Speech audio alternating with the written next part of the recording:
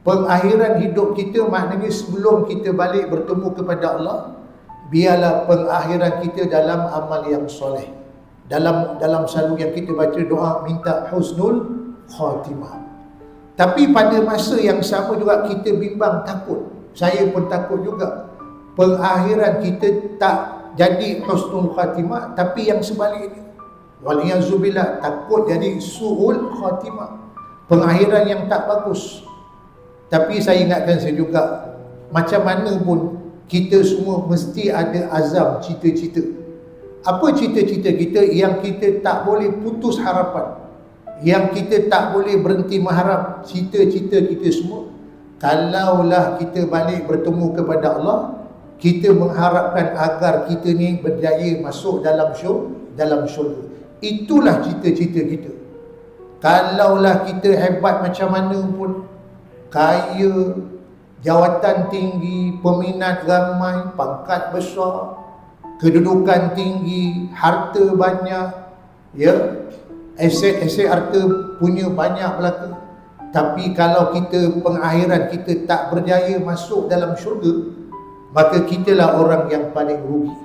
Kitalah orang yang paling malang.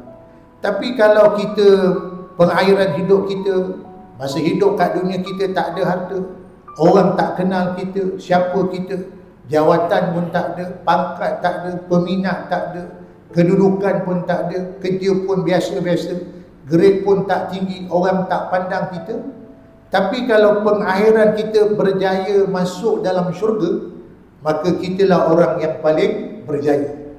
Sebab tu Allah sebut dalam Al-Quran, faman zuziha anin nar wa udkhilal jannah faqad faz.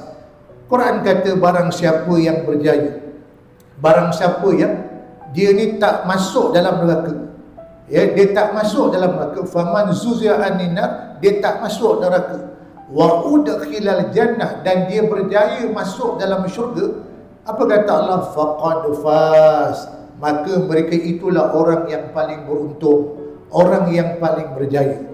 Orang yang paling beruntung siapa? Orang yang paling berjaya, kata Allah, orang yang berjaya kalau mati berjaya masuk dalam syurga.